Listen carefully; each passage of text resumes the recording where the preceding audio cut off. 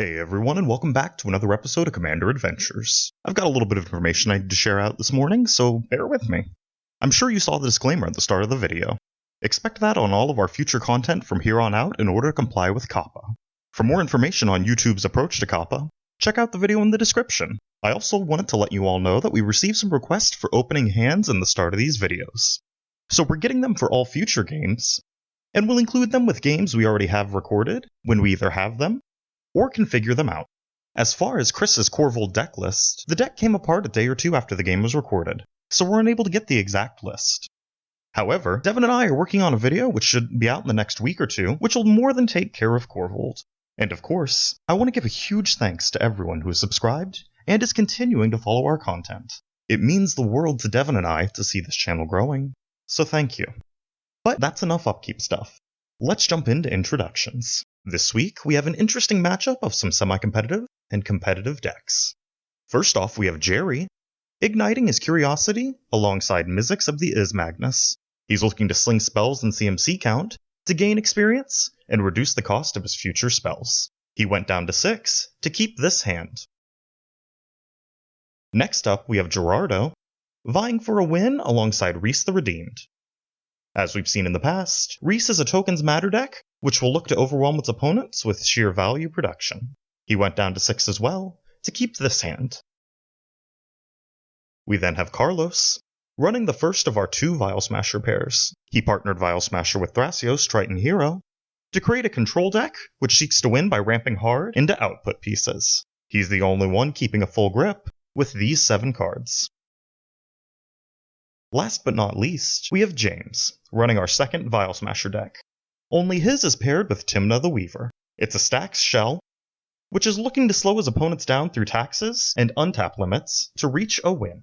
He went down to 6 as well, to keep this hand. Let's get started. Jerry starts us off. He drops a Spire Bluff Canal, and passes. Gerardo drops a Forest. He casts his commander Rhys, and passes as well. Carlos drops a Command Tower.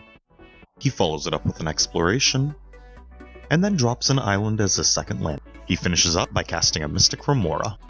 James puts down a Godless Shrine tapped. Jerry drops an island. He casts a Talisman of Creativity, and can't pay for it, so Carlos gets a draw. Gerardo drops a Plains. He casts a Kasali Pride Mage. He then moves to combat, and hits Carlos for 1 commander damage. Carlos pays to keep Mystic Remora on his upkeep. He shocks in a Stomping Ground, and plays a Forest. He then casts Vial Smasher, before passing. James drops a Marsh Flats, and loses a life to crack it, bringing in a Badlands. He casts a Thalia, and passes. Jerry drops a Mountain. He then casts his commander, Mizzix. Gerardo drops a Sunpetal Grove before passing. Carlos chooses not to pay for Mystic Remora on his upkeep. He drops a Forest, and pays an extra to cast a Soul Ring. Vial Smasher triggers, and randomly hits James for 1 damage. Carlos then casts a Birds of Paradise, and passes. James pays an extra to cast a Sensei's Divining Top. He misses a land drop, and passes. Jerry drops a Wandering Fumarole. At his end step, Gerardo activates Rhys to create a 1/1 Elf Warrior. Moving to his turn, Gerardo drops a Vitu-Ghazi the City Tree. He then pays an extra to cast a Growing Rites of Itlimoc. In response, Jerry casts an Urtai's Meddling where X equals 2. Growing Rites is exiled with 2 delay counters on it, and Jerry gains an experience counter. Carlos casts Thrasios. Vial Smasher triggers, and randomly hits Jerry for 2. Carlos then follows up with the Llanowar Elves before passing. In main 1, James rearranges the top 3 of his library with Senseis. He misses another land drop, and passes. Jerry drops a Terramorphic Expanse. As Gerardo removes a delay counter from Growing Rites on his upkeep, Jerry cracks Terramorphic Expanse to bring in a tapped island. Gerardo then drops a Plains. He casts Steve, and passes. At his end step, Carlos activates Thrasios, and puts an island into play tapped. Carlos untaps, and passes turn. James shocks in a Sacred Foundry. He then casts his commander Tymna. He moves to combat, and swings Thalia at Jerry for 2. In his second main, James pays a life to Tymna's trigger to draw a card. At end step, Jerry moves to cast an Everdream. He gains an experience counter, and then draws a card as it resolves. Jerry untaps, and passes off. At his end step, Gerardo creates another elf warrior with Rhys. He also sacrifices Steve, and brings in a tapped forest. Gerardo then untaps. The table forgets about removing the last delay counter from Growing Rights, and he drops a forest for turn. Gerardo then moves to cast a Mana Reflection. In response, Jerry casts a Fuel for the Cause, gaining another experience counter, and countering the spell before proliferating his experience counters. They then remember the delay counter on Growing Rights, and the table allows it to be removed. Growing Rights is put back on the stack, and then resolves. Gerardo reveals an Armada Worm to its trigger, and as he moves to end step, Growing Rights transforms into Itlimoc, Cradle of the Sun. Before turn passes, Carlos activates Thrasios twice. He puts an island in tapped for the first, and then scries away a card before putting a Sunken Hollow in tapped as well. Carlos passes through his turn again. James pays to cast a Chrome Mox and imprints a Grave Titan with its trigger. He then moves to cast a Treasure Nabber. In response, Jerry casts an Aether Snatch. He gains an experience counter, and gains control of Treasure Nabber on the stack, as it then resolves to his control on the battlefield. With nothing else to do, James passes. Jerry casts a Primal Amulet. He then passes off. In his main 1, Gerardo moves to cast a Doubling Season. In response, James taps top to draw a card. Doubling Season then resolves. He then closes out his turn by attempting to cast a Lurking Predators. Carlos responds by activating Thrasios twice. He puts in a tapped Watery Grave with the first, and an island with the second. With no one else having a response, Jerry has just enough to cast a Mystic Confluence thanks to his experience counters. He gains an additional experience counter, and chooses to counter Lurking Predators unless Gerardo pays 3, and also to draw 2 cards. Jerry then puts a counter on Primal Amulet as Gerardo passes off. Carlos untaps, and passes again. James drops the Swamp. He then pays to recast Sensei's Divining Top. At his end step, Carlos casts an Ad Nauseam. Jerry gains control of his Soul Ring thanks to Treasure Nabber, and Vial Smasher does 5 damage to Gerardo at random. Then, Carlos takes a total of 15 damage to keep these cards. Jerry untaps.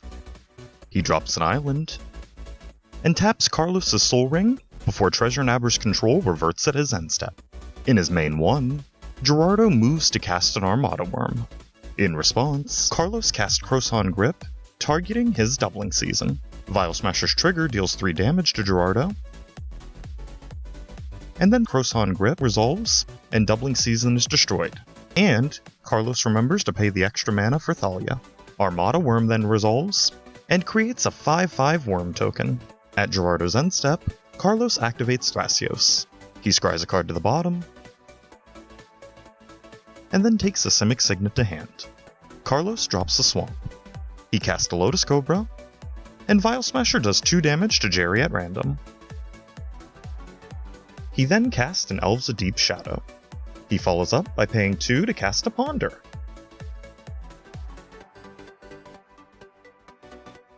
He discards down at end step, and passes off. James casts a Loyal Apprentice. He then moves to combat, and creates a 1/1 Thopter thanks to the Apprentice. He swings the Hasted Thopter at Jerry for 1 damage. In main 2, he pays a life to draw a card thanks to Tymna. Missing a land drop again, he passes off. Jerry drops the Swiftwater Cliffs. He gains a life as it enters, and passes off.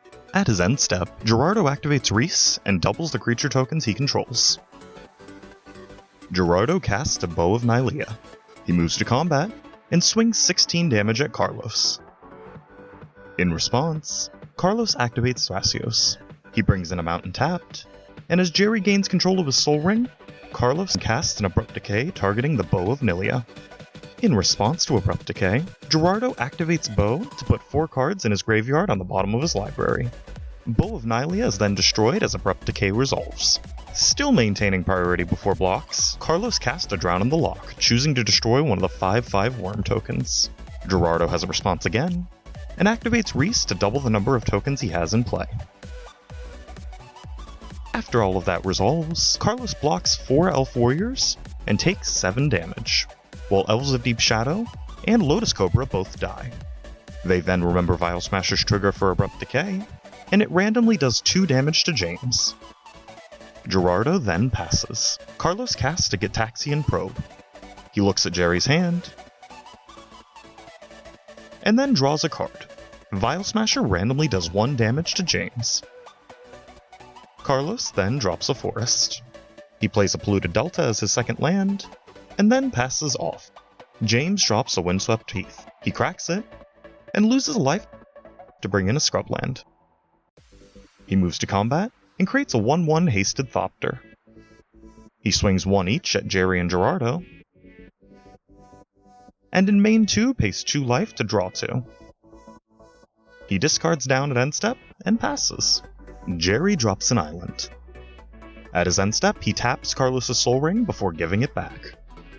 Gerardo casts a Tajuru Preserver. He then moves to combat, and swings lethal at Carlos. Carlos blocks, and then digs for an answer before damage resolves. He finds a Mystical Tutor on the second pass of Thrasios, and then casts it for 2, and randomly does 1 damage to James with Vial Smasher. He fails to find an answer he has enough mana for, and then damage resolves, eliminating him. At end step, James casts a Vampiric Tutor. James drops a Command Tower. He moves to combat, and creates another 1/1 Hasted Thopter. He swings 2 of the Thopters at Gerardo, and then the rest of his board at Jerry. Jerry blocks with Treasure Nabber, and then takes 5, while Gerardo takes 2. James then gains 2 from lifelink, and pays 2 in main 2 to draw 2. James casts a Toxic Deluge, and pays in 5 life to wipe the board. In response, Gerardo activates Pride Mage to destroy James's Mox.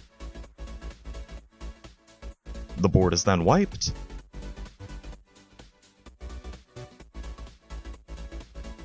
and James follows up with a Cathartic Reunion, pitching a pair of lands,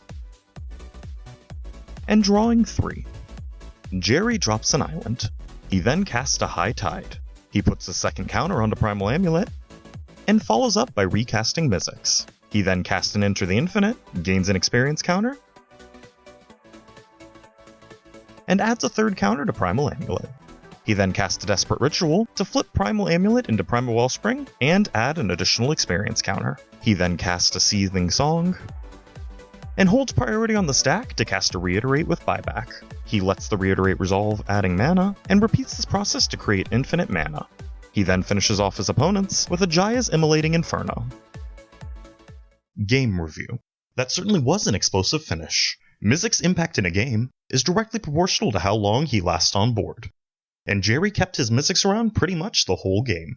He was able to gain enough experience to offset the high-end cost of his spells, and then High Tide sealed the deal on his win. As for the other decks, Carlos ramped really hard in the early game, but needed 1 or 2 more output pieces to really capitalize on his mana advantage. Thrasios is arguably one of the best output pieces in Commander, but a 4 mana activation cost hurt a lot this game. James unfortunately got mana screwed, and then his symmetrical stacks effects kept him even further behind curve. By the time he had caught up, Jerry was able to go off. Finally, Gerardo was kinda in a damned if I do, damned if I don't situation towards the end of the game. It's likely that without a mass overrun effect to kill everyone at the same time, the outcome of this game wouldn't have changed too much. I want to thank all of the players for being a part of this game, and as always, thank Dungeon Games for allowing us to film. A few of the players from today's game came out in response to our last few videos. So feel free to check out Dungeon Games on Tuesdays or Saturdays, and Devin will do what he can to try to get you into a recording. Check us out on Facebook and Twitter for updates, and remember to subscribe to see more of our Commander content. We're putting the finishing touches for a new series, so expect it soon. I'll see you all next week for another gameplay video, and as always, thank you for watching. We can't do this without you.